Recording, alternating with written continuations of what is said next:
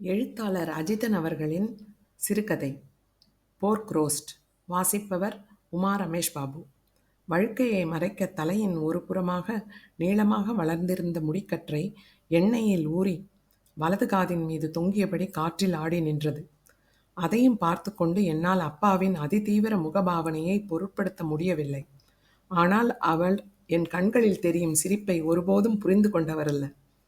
கையில் கவனமாக நுணுக்கி வைக்கப்பட்ட அரை சொட்டு டூத் பேஸ்டுடன் நான் தள்ளா முதுமையையும் பொருட்படுத்தாது தீரா கடமையை ஆற்ற காத்திருந்தது டூத் பிரஷ். அப்பா என்னை கொல்லைப்புற தோட்டத்து மாமரத்தின் அடியில் ரகசியமாக கூட்டிச் சென்று மிகுந்த யோசனைக்கு பின் சொன்னார். லே, இந்த பன்னி இறைச்சி எங்க கிடைக்கும்னு தெரியுமாலே? இந்த வயதில் இவருக்கென்ன இது விபரீத ஆசை? நான் மேற்கொண்டு ஏதும் கேட்கும் முன்னம் அவரே சொன்னார். ஆச்சிக்கு நேத்து ராத்திரி பூராம் சுவாச முட்டுலே, அதிக காலம் இருக்க மாட்டா. பின்னால் திரும்பி வீட்டை ஒரு நோட்டம் விட்டு காலையில் போய் என்ன செய்யுமான்னு கேட்கேன். லே மக்கா, எனக்கு பன்னி இறைச்சி சாப்பிடணும்லே. நான் சாவறதுக்கு முன்னே வாங்கித்தாலே. எங்கே கிடந்து இந்த ருசியை பிடிச்சான்னு தெரியல. நான் என்னை அறியாமல் புன்னகைத்து கொண்டிருந்தேன். அப்பா சற்றென்று மேலும் தீவிரமாகி என்னை அணுகி வந்து, நீ எங்கேயாம் கிடைக்குன்னு பாக்கியா? எனக்கு எங்கே கேட்க என்னன்னு ஒன்றும் தெரியல பார்த்துக்க. அந்த கணம் அப்பாவின் முகமாபம் உண்மையில் சற்று பரிதாபமாகவே இருந்தது. அவர் அநேகமாக தன் வாழ்நாளில் முதல் மூலமாக என்னிடம் நேரடியாக உதவி என்று கேட்டது இதுவாகத்தான் இருக்கும். 10ஆம் வகுப்பிலிருந்தே நான் தான் வீட்டு பொறுப்புகளை பெரும்பாலும் கவனித்து வருகிறேன் என்றாலும் அவர் அதை பெரிதாக காட்டிக்கொள்ள மாட்டார். ஆனால் இப்பொழுது தெளிவாகவே அவர் என் முன் இறங்கி வந்துவிட்டார். இது கூட இல்லைன்னா என் பொடி மீசைக்கு பின் என்ன மதிப்பு? இது ஒரு துவக்கம்தான் என்று தோன்றியதால் உள்ளே எழுந்த அகங்காரத்தை அதிகம் காட்டாமல் நானும் சற்று கவலை கூர்ந்த முகத்தை வைத்துக்கொண்டு சரி பாக்கேன் என்று சொல்லி பைக்கை எடுத்துக்கொண்டு வந்துவிட்டேன். உண்மையில் பன்றி கறிக்கு எங்கு செல்வது என்று எனக்கும் எந்த யோசனையும் இல்லை. எனக்கு தெரிந்தது ஒரே வழிதான். ஆற்றுப்பாலத்தில் வந்து நின்றுவிட்டு ஜோஸுக்கு போனை அடித்தேன். அவன் வீடு ஆற்றை கடந்து உருவாகி வரும் புதிய குடியிருப்பில் இருக்கிறது. எங்கள் வீட்டை போல பழையதல்ல அது. மெயின் ரோட்டை ஒட்டியே இருக்கும். கட்டி 4-5 வருடங்கள் தான் ஆகியிருக்கும். கோவிலை ஒட்டியுள்ள எங்கள் வீட்டிலிருந்து அத்தியாவசியத்துக்கு பேருந்து பிடிக்க வேண்டும் என்றால் 3/4 கிலோமீட்டர் நடக்க வேண்டும். ஜோஸ் ஏதோ தாள முடியாத நகைச்சுவைக்கு மத்தியில் போனை எடுத்தது போல பேசி முடித்ததும் அதை மீண்டும் தொடரப்போவது போல தன் வழக்கமான அதி உற்சாக குரலில் லே சொல்லு என்றான். ஒரு வேலை இருக்கு, ஆத்து பக்கம் வரியா? குளிக்க போறேன் மக்கா, 10 மினிட்டு, நீ வீட்டுக்கு வாயேன். சரி, நேரம் ரெடியாகும். நான் வண்டியை எடுத்து புறப்பட்டேன். ஜோஸ் வீட்டுக்கு செல்லும் சாலையில் இருபுறமும் குளங்களும் வயல்களுமாக வந்து கொண்டிருக்கும். 12ஆம் வகுப்பு பரீட்சை எழுதி முடித்த நாளில் இருந்து நான் அவன் வீட்டு பக்கம் அதிகம் போகவில்லை. ஆனால் அவனது ரிசல்ட் குறித்து அவனை விட நான் தான் அதிகம் கவலை கொண்டிருப்பேன். படிப்பு வரவில்லை என்றாலும் கைவசம் தொழில்நுட்பத்தால் வகுப்பு தேர்வுகளில் டீச்சருக்கு சந்தேகம் வராத அளவு கூடுதல் குறைவில்லாமல் மதிப்பெண் எடுத்து விடுவான். ஆனால் பொது தேர்வில் ஜோஸ் என்ன செய்தான் என்று எங்கள் எல்லோருக்கும் மர்மமாகவே இருந்தது. 10 மினிட்டில் நான் வீட்டை அடைந்தபோது அவன் குளிக்கச் சென்றிருக்கவில்லை. வீட்டை நெருங்கும் முன்னாலேயே ராணு காவாலையா ஆ ஆ ஆ என்று தெருவெல்லாம் அதிரவிட்டு கொண்டிருந்தான். வீட்டுக்குள் துண்டுடன் தலையாட்டி கொண்டு நின்றவனை சீக்கிரம் குளிச்சிட்டு வாலே கோம்பையா என்று கடிந்தேன். சென்ற மாதம் நானும் அவனும் மார்த்தாண்டம் சென்று இந்த ஸ்பீக்கர் செட்டை எடுத்து வந்தோம். வந்ததிலிருந்து இந்த நிலைமைதான். இன்னும் சில நாட்கள் கழித்து வேற ஏதாவது நாட்டம் வந்துவிடும். வீட்டு சிட் அவுட்டில் அவனது கொள்ளுப்பாட்டி அமர்ந்திருந்தாள். காலம் கைமறதியாக விட்டு சென்ற வஸ்துவை போல. அவளுக்கு 90 வயது கூட இருக்கலாம். கண் சுத்தமாக தெரியாது. ஆனால் முகத்தில் எப்பொழுதும் ஒரு புன்னகை குடிகொண்டிருக்கும். அவள் அதிகம் பேசி நான் கண்டதில்லை. ஆனால் இப்பொழுது நீட்டி வடித்த காதுகளில் பாம்புடத்தையும் கருப்பு கண்ணாடியும் அணிந்து அமர்ந்திருந்தவள் எந்த நொடியும் தமனாவுடன் இணைந்து காவாலா என்று கேட்டுவிடுவாள் என்றிருந்தது.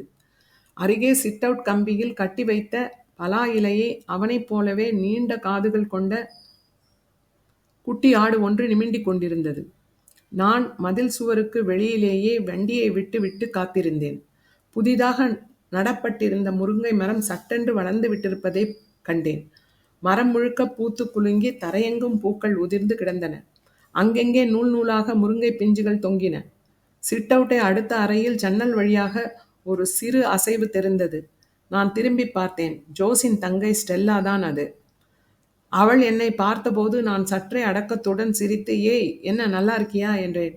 என் முகம் காரணமில்லாமல் இளம் சூடானது. ஸ்டெல்லா கன்னம் குழிவிழ சிரித்து ஒன்றும் சொல்லாமல் தலையாட்டினாள். பின் ஏதாவது சொல்ல வேண்டும் என்பது போல், அண்ணன் இதா வந்துருவான் என்று ஜன்னல் அருகே ஹேர் கிளிப் ஒன்றை எடுத்துக்கொண்டு உள்ளே இருளுள் மறைந்தாள். என் இதயத் துடிப்பு சற்று அதிகமாயிருப்பதை உணர்ந்தேன். அவள் 6ஆம் வகுப்பிலிருந்தே கண்டு வருகிறேன். அப்போதெல்லாம் பேரென்று கேட்டால் மழலை தலையை ஒடித்து தெல்லா என்பாள். ஆனால் அந்த வயதிலிருந்தே அவள் என்னை அண்ணா என்று அழைப்பதில்லை. சென்னையிலிருந்து கோடை விடுமுறைக்கு வந்திருந்த ஜோஸின் அக்காள் மகன் விவின் மேல் சட்டை மட்டும் அணிந்து முற்றத்து மண்ணில் அம்மணமாக விளையாடிக் கொண்டிருப்பதை அப்பொழுதுதான் பார்த்தேன். ஏதோ கொட்டாங்குச்சியில் மண்ணை அள்ளி அதன் சிறிய ஓட்டை வழியாக ஒழுக வைத்து கொண்டிருந்தான். கால்களை அகட்டி அமர்ந்திருந்த அவன் ஒவ்வொரு முறையும் முன்னோக்கி குனிந்து மண்ணை அள்ளிய போது அவனது ஆண் மொக்கு ஆபத்தான முறையில் மண்ணை தொட்டு மீண்டது. அருகே சிவப்பு எறும்புகள் வேறு ஊர்ந்தன. ஆனால் அவன் மகிழ்ச்சியாக இருந்தான். அவனுக்கு பின்னால் காலிஃப்ளவர் தழை வாசனை அடிக்கும் முயல்களுக்கான சின்ன பட்டி இருந்தது. பின்னால் கொல்லைப்புறத்தில் கிர்னி கோழி கூண்டில் ஒரு டாபர்மேன் சங்கிலியில் கட்டப்பட்ட சிறிய பொமரேனியன் நாய் ஒன்று. பின் மொட்டை மாடியில் புறாக்கள், மேலும் ஆடுகள், சண்டை கோழி, கிர்னி பிக் என என்னென்னவோ. ஜோஸின் வீட்டில் கிட்டத்தட்ட 7-8 வகை பிராணிகள் ஒரே நேரத்தில் வளர்க்கப்பட்டன. அது அவனுக்கும் அவன் தந்தைக்குமான பைத்தியம். எப்பொழுதும் ஏதாவது ஒன்று வாங்குவதும் விற்பதுமாக இருப்பார்கள். அவனும் அவன் தந்தையும் பெரும்பாலும் அது குறித்தே உரையாடி கொள்வார்கள். லே, அந்த ஜமுனா பாரிய கொடுத்துருவோமாலே? வேணாம்பா, கிடக்கட்டு, குட்டி எடுக்க முடியுமான்னு பார்ப்போம். இப்போ கொடுத்தா 35 தாண்டாது. இப்படித்தான் அவன் 8ஆம் வகுப்பு படிக்கும்போதே அவர்களுக்குள் உரையாடல் இருக்கும். அவனது தந்தை லாசர் மார்த்தாண்டத்தில் ரப்பர் எஸ்டேட்டுகளில் தேன்கூடுகள் வைத்திருந்தார். அதுதான் அவருக்கு லாபம் தரும் நல்ல வருமானம். மற்றபடி மிருக வளர்ப்பில் காசு வந்தபடியும் போனபடியும் தான் இருக்கும். ஜோஸின் மீது அவருக்கு அளவு கடந்த பாசம் உண்டு. பிறர் கேலி செய்யும் அளவிற்கு.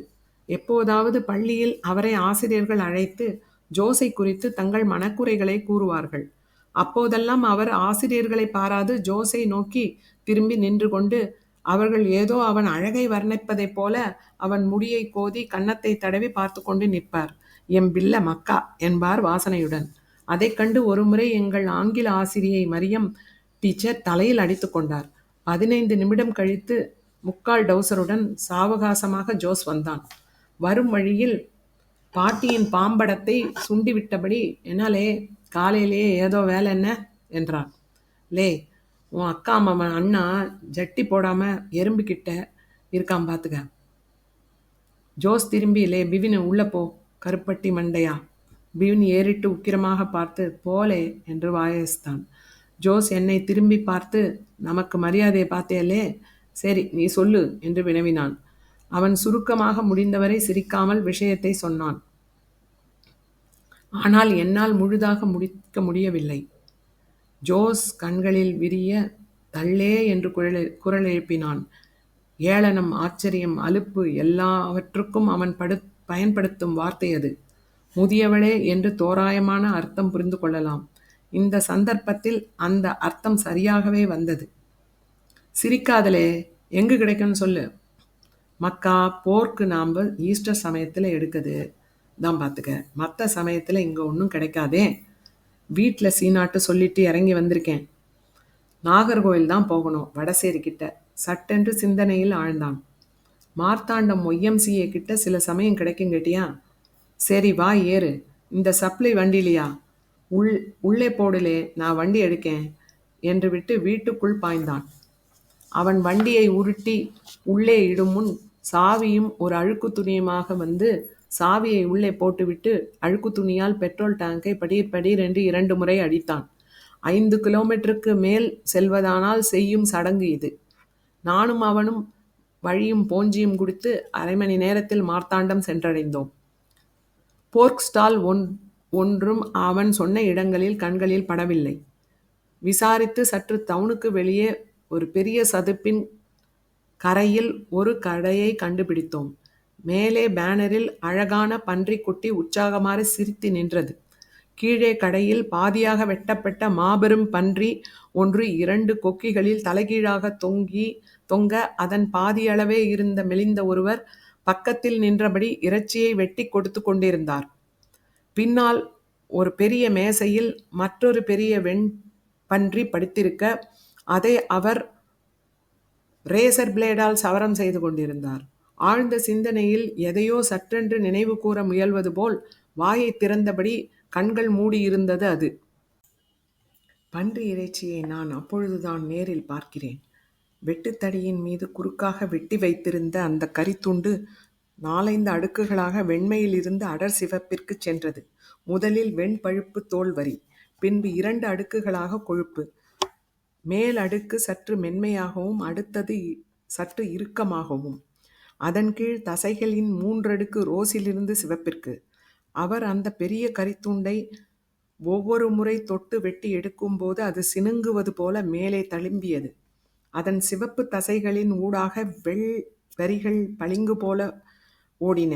ஏதோ வட இந்திய இனிப்பை போல அதை மென்மையாக அரிந்து எடுத்து பச்சை தாமரை இலையின் பின்புறம் வைத்து மடித்தபோது அனிச்சையாக சற்று நாவூறியதை எண்ணி வியந்து கொண்டேன். ஆழத்தில் எழுந்த மேலும் முக்கியமான கேள்வி, மாந்தோப்பு வீட்டு வடிவுடையம்மாள் இந்த சுவையை எங்கிருந்து அறிந்தாள்? ஆச்சி எங்கள் வீட்டு வளாகத்தை விட்டு வெளியே சென்றதை நான் கண்டதே இல்லை. அப்பா தனக்குரிய கஞ்சத்தனத்தில் மொத்தமாகவே என் கையில் 200 ரூபாய்தான் கொடுத்திருந்தார். அந்த விலைப்பலகையில் கிலோ 300 என்று சொன்னது. பன்னிக்கறிக்கு என்ன பெரிதாக வந்துவிடப் போகிறது என்பது பிள்ளைவாளின் எண்ணமாக இருந்திருக்கலாம்.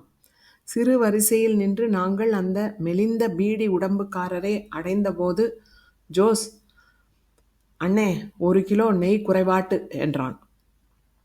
அவர் நிமிர்ந்து என்னை ஒரு பார்வை பார்த்துவிட்டு, ஏண்டே, வரக்கூடியவன் எல்லாம் நெய் வேண்டான்னு சொன்னா எங்கடே போகிறது? பன்னியில் உள்ளதானே தரோம். ஜோஸ் சிரித்தபடி, இவனுக்கு ஆச்சிக்கு கொடுக்கறதாக்கும், தலைக்கு பிடிச்சிடப்படாது, பார்த்து போடுங்க என்று என்னை பார்த்து கண் சிமிட்டினான். நான் சம்மலாக அவரை பார்க்க அவர் சற்று புரியாமல் திகைத்து பின் வெட்டத் தொடங்கினார். மிச்ச பணத்தை ஜோஸ் கொடுத்து கறியை வாங்கி கொள்ள பைக்கில் ஏறி அமர்ந்த போது தான் எனக்கு அந்த கேள்வி தோன்றியது. லே, இதை யார் சமைக்க போகிறது? ஜோஸ் எல்லாவற்றையும் முன்கூட்டி யோசித்திருந்தான். அவன் அம்மாவுக்கு பன்றிக்கறி மனம் பிடிப்பதில்லை.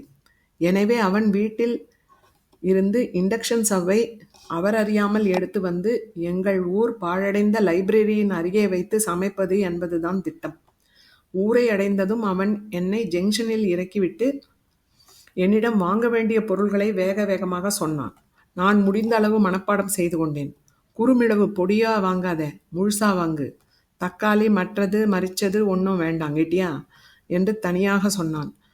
நான் பொருள்களை வாங்கி கொண்டு லைப்ரரி பக்கம் செல்வதற்குள் அவன் ஸ்டவ்வுடன் வந்து விட்டான். அந்த லைப்ரரியில் எந்த காலத்திலும் புத்தகங்கள் படிக்கப்பட்டதாக எனக்கு நினைவில்லை. சனி ஞாயிறு மட்டும் அதை திறந்து சில வயசாளிகள் அரைத்து அடிப்பதை பார்த்திருக்கிறேன். அதுவும் ஒக்கி புயலுக்கு பிறகு திறப்பதை நிறுத்திவிட்டார்கள். ஒரு மரம் விழுந்து சரியாக பாதி ஓடுகளை உடைத்து விட்டது தான் காரணம். இப்பொழுது மதில் சுவர் கூட அடைக்கப்பட்டு சுற்றிலும் இருந்த தென்னந்தோப்பில் பச்சை புயல் அடர்ந்து காணப்பட்டது. ஜோஸ் முதலில் மதிலை எகிரி குதித்து ஸ்டவ்வையும் சமையல் பொருள்களையும் அவன் வீட்டிலிருந்து கொண்டு வந்த பாத்திரங்களையும் கொண்ட கட்டை பையையும் வாங்கி கொண்டான். பூட்டி கிடந்த அந்த லைப்ரரியில் இருந்து எப்படி மின்சாரம் எடுப்பது என்று எனக்கு ஒன்றும் தெரியவில்லை. அந்த பகுதியில் வீடுகளோ ஆள் நடமாட்டமோ பெரிதாக ஒன்றும் இல்லை என்றாலும் நான் ஒருமுறை சுற்றிலும் பார்த்துவிட்டு மதிலை ஏறி தாவினேன். ஜோஸ் அங்கு பலமுறை வந்திருப்பவன் போல நேராக லைப்ரரிக்கு பின்னால் சென்று பழைய மர சென்னலை தட்டி திறந்தான். பையிலிருந்த எக்ஸ்டென்ஷன் கேபிள் ஒன்றை எடுத்து கையை உள்ளே விட்டு துழாவி சுவிட்ச் போர்டை கண்டடைந்து அதில் சொருகி லைனை இழுத்தான். 10 நிமிடத்தில் சமைப்பதற்கான அத்தனை ஏற்பாடுகளும் தயாராக நான் சின்ன வெங்காயம், பூண்டு இவற்றை அவன் சொன்னது போல உரிக்கத் துடைந்தினேன். இஞ்சியையும் தோல் சீவி சிறு சிறிதாக நறுக்கினேன். எங்கள் நண்பர் குழுவில் ஜோஸ் தான் தேர்ந்த சமையல்காரன். அதுவும் இறைச்சி சமைப்பதில் நிபுணன். விடுமுறைகளில் நாங்கள் ஆற்றில் மீன் பிடித்து தோப்பில் வைத்து வறுத்து சாப்பிடும்போது அவன்தான் பெரும்பாலும் சமையலை தலைமை தாங்குவான். சமையல் பொருள்களும் பாத்திரங்களும் எல்லாம் அவன் அம்மா கொடுத்து விடுவார். ஜோஸின் அம்மா அவனை விட சிறந்த சமையல்காரர். நான் பள்ளியில் பெரும்பாலும் அவன் வீட்டு மீனும் இறைச்சியும் கொண்டுதான் வீட்டு சோற்றை உள்ளே இறக்குவேன். என் அம்மாவுக்கு தெரிந்த சமையல் என்பது துவையலும் பச்சை தீயல் அரைத்து வைப்பதும் மட்டும்தான். பெரும்பாலான நாட்களில் அவர் விரதத்தில் கழிப்பார். திங்கள், புதன், வெள்ளி, சனி, அமாவாசை, ஏகாதசி, பௌர்ணமி, பிரதோஷம், புரட்டாசி, மார்கழி என்று இதர நாட்களில் வேண்டுதல்கள் பரிகாரங்கள் செய்து கொள்ளும் போது வீட்டில் எப்பொழுதும் ஒருவித விபூதி வாசம் கமழும். ஜோஸ் இறைச்சியை மஞ்சள் தூள், உப்பு, சிறிது எலுமிச்சை பிழிந்து 20 நிமிடங்கள் வரை ஊற வைத்து பின் சுத்தமாக கழுவி எடுத்தான். வெண்கொழுப்பில் மஞ்சள் நிறம் சற்றே ஊறி பொன்னிறமாக மாறி இருந்தது. லே சுந்தரலிங்கம், என்ன பாத்தியா? அவன் என்னை என் அப்பாவின் பெயரை சொல்லித்தான் அழைப்பான். என்னலே இது இப்படி இருக்கு கலரு? இப்படி செஞ்சாதான் வாடை போகும். ஃபுல்லாக நெய்யில் வெவிச்ச பிறகு பாரு. நான் அவன் சொன்ன சில்லறை வேலைகளை செய்துவிட்டு அடுத்து என்னை அறியாமல் அவன் அருகில் நின்று கொண்டிருந்தேன். ஜோஸ் ஒரு அதிகாரியைப் போல வந்து பார்வையிட்டான். வெள்ளு துள்ளியா இன்னும் சின்னதாக வெட்டணும்லே. வேவும் போது அப்படியே மெல்ட் ஆகும் பார்த்துக்க. இஞ்சி நறுக்கிருக்கல்ல, அந்த சைஸு. ஆஞ்சரி. நான் மீண்டும் நறுக்க ஆரம்பித்தேன். லே, வெளுத்துள்ளின்னா சொல்லிசில நான் ஞாபகம் வருது. மற்றவடுக நம்பர் வாங்கினல. அவன் உத்தேசித்து எங்கள் வகுப்பு சுரேகா என்ற சோகை பெண்ணை. அவனாகவே எனக்கு அவள்தான் சரியாக வருவாள் என்று முடிவு செய்து வகுப்பெங்கும் பரப்பிவிட்டது அது. இப்பொழுது நான் அவளிடம் பேசியே ஆக வேண்டிய கட்டாயம். அவளை திருமணம் செய்து கொள்வது போல கொடுங்கனவு ஒரு முறை வந்து சென்றது. லே, கேட்கம்லே, சொல்லுலே என்று அவன் சிரித்தான். போலே அங்க, அவளும் அவளுக்கு பல்லுகளும். அவளுக்கு என்னலே, பல்லு சரியில்லைன்னா பள்ளிக்கு ஒரு கிரில்லு போட்டு விட்டுடு. நான் அருகில் கிடந்த ஒரு பெரிய கல்லை எடுத்து அவன் காலை நோக்கி கொண்டு ஓடினேன். அவன் துள்ளி குதித்து லே லே லே சைக்கோ லே என்றான்.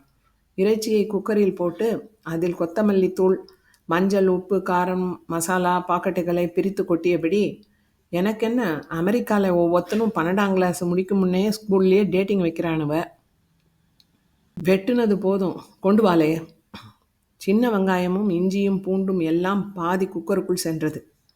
மீதியை தட்டிலே வைத்துவிட்டு சிறிய தேங்காய் எண்ணெயை ஊற்றி கையால் 2 முறை விராவினான். பின் மிளகை ஒரு சிறிய துணியில் சுற்றி கல்லில் வைத்து தட்டி பொட்டி எடுத்தான். அதன் காரம் மூக்கில் ஏறி தும்மல் வந்தது. மிளகுத்தூளை எடுத்து கிட்டத்தட்ட அரை கையளவு போட்டு மூடி ஸ்டவ்வை மீண்டும் ஆன் செய்தான். லே, வத்தல் பொடி போடலையா? இதுக்கு ஏன் மிளகு இவ்வளோ எடுத்து போடுக? நான் கேட்டேன். போர்க்குக்கு ஒன்லி பெப்பர் தான் பார்த்துக்க. இது தனி இனமாக்கும்.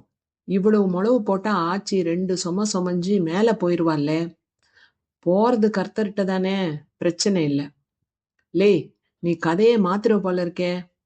பின்ன போர்க்கு தின்னுட்டு வேற எங்க போவாவ? அவன் சற்று தீவிரமாக சொன்னான். எனக்கும் அது நியாயமாகவே பட்டது. யோசித்து பார்த்தேன். வடிவுடையம்மாள் இயேசுடன் பரலோகத்தில். ஜோஸுக்கு ஆட்சியை நன்றாக தெரியும்.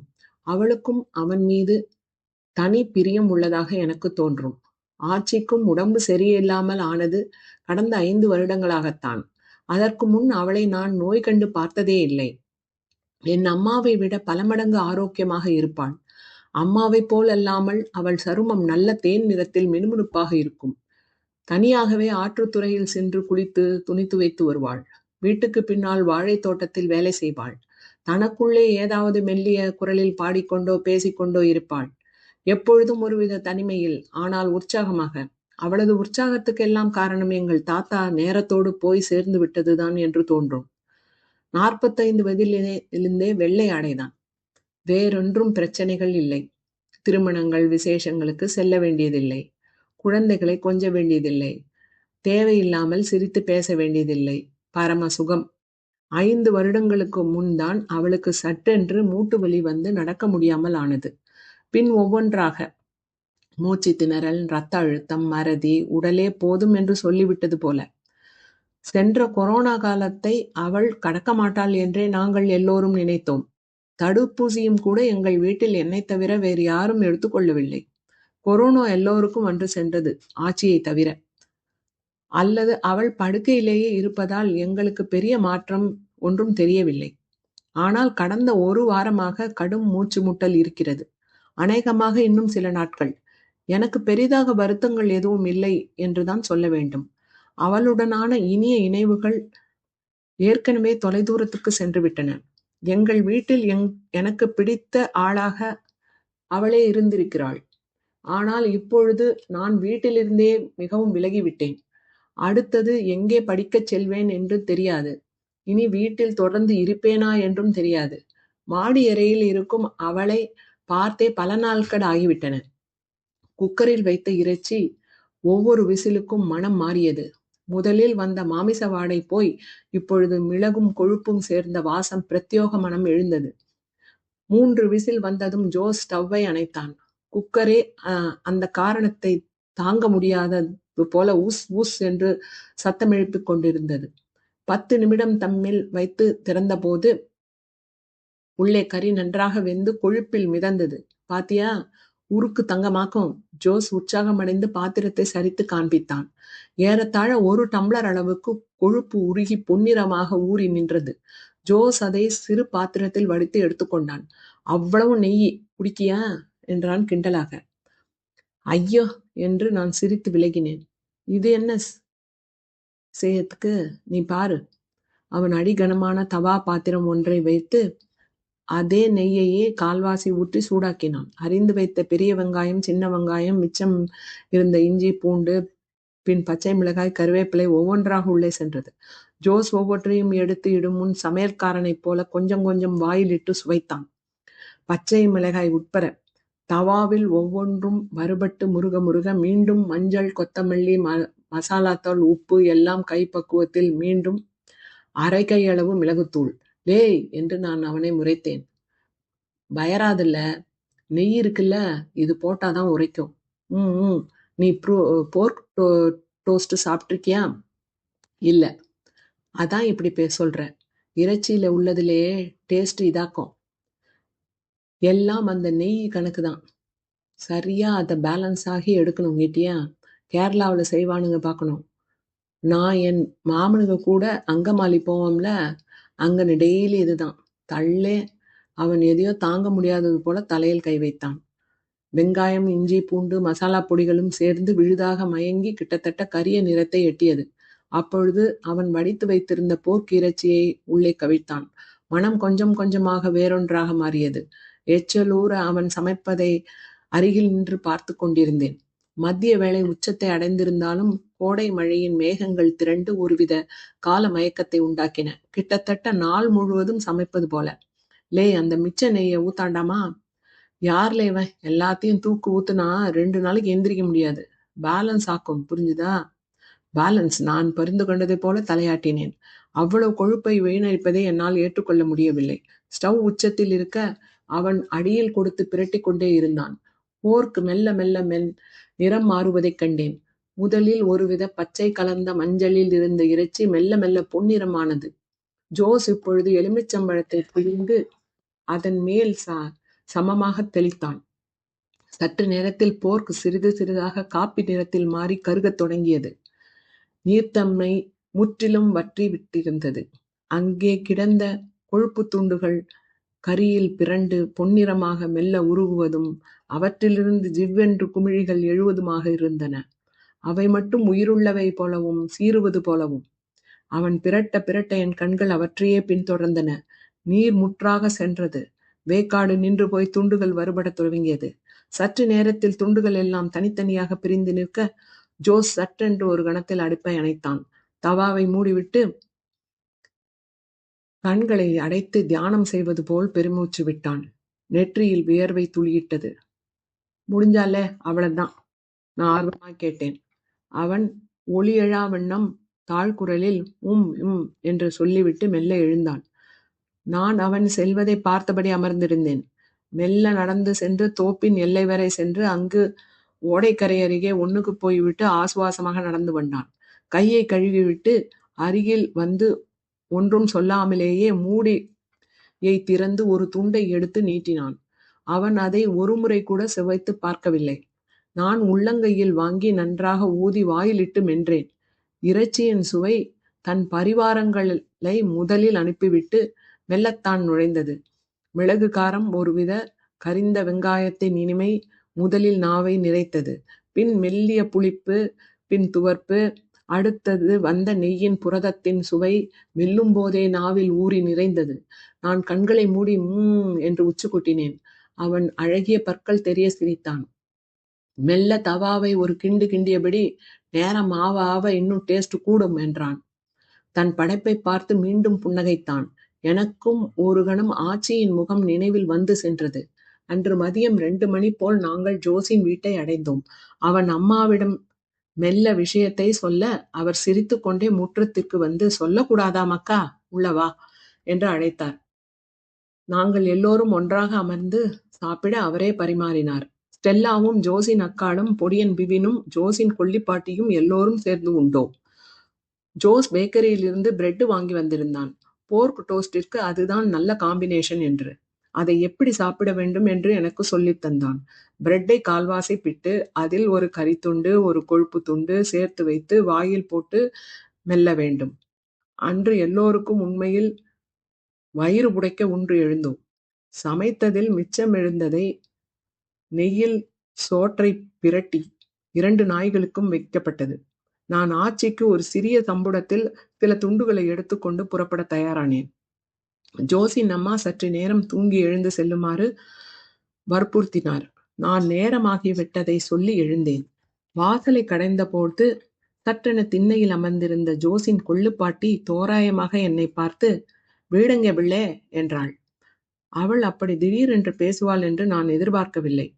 நான் அவளுக்கு தெரிவது போல எனக்கு அடையாளத்தை சொல்ல நான் திணறிய போது ஜோஸ் இடைமறித்து, அந்த மாந்தோப்பு வீடு இருக்குல்ல, அங்கதான் சுந்தரலிங்கம் சார்க்க மகன் என்றான். ஓ, வடிவுக்க பேரனா? நல்ல குட்டியில ஆத்துக்கு இறங்கினா கேட்கவே மாட்டா. இந்த கரைக்கும் அந்த கரைக்கும் நீஞ்சிக்கிட்டே கிடப்பா. நல்லா இருக்காளாப்போ? ஆம்பாட்டி.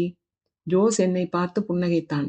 லே ஜோஸுக்கு நீயும் இந்த பிள்ளையும் ஒரே சோறையாட்டு வர வேண்டியதில்ல தெரியுமா? கதை தெரியுமா? ஜோஸ் சரி சரி போதும், சும்மா கடங்கோ என்றபடி என் தோளை பிடித்து மெல்ல தள்ளி போகும்படி செய்கை செய்தான். அவன் இந்த கதைகளை பலமுறை கேட்டிருப்பதைப் போல தோன்றியது. ஆனால் எனக்கு அவர் என்ன சொல்ல வருகிறார் என்று சரியாக புரியவில்லை. நான் பைக்கு எடுக்கும் போது பின்னால் அவர், லே உங்க அத்தா இருக்காம்ல என்று துவங்க, அவன் போதும் போதும் வாய மூடுதிகளா என்று சத்தமிடுவது கேட்டது. பின் மதியம் நான் வீட்டை அடைந்த போது திரு சுந்தரலிங்கம் பிள்ளை முற்றத்து திண்ணையில் மோட்டு வலையை பார்த்தபடி அமர்ந்திருந்தார். உடம்பெல்லாம் விபூதி பட்டையுடன். அரை மயக்கத்தில் இருந்த அவரிடம் சென்று சம்புடத்தை உயர்த்தி காண்பித்தேன். அவர் லேசாக முகத்தை சுழித்து, மேலே கொண்டு போய் ஆச்சிக்கு குடு, நீயே குடு, நான் சொன்னேன்னு சொல்லு என்றார்.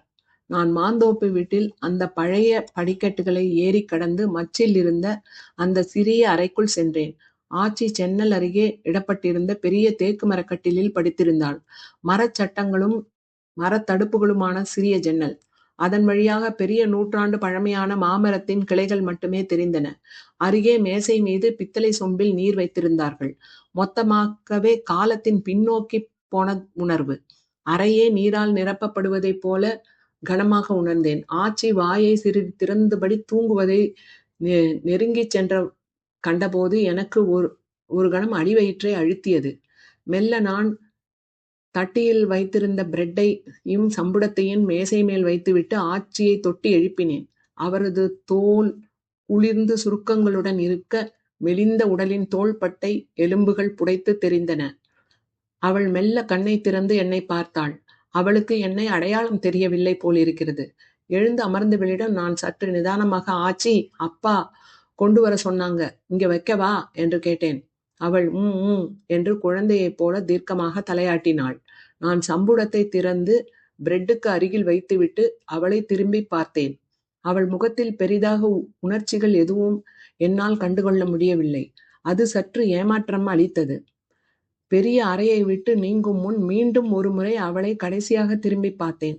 ஆச்சி நடுங்கும் கைகளுடன் இருப்பதிலேயே நெய்யூறிய ஒரு கொழுப்பு துண்டை எடுத்து வாயில் போட்டு சுவைத்தாள். போர்க் ரோஸ்ட் நிறைவு.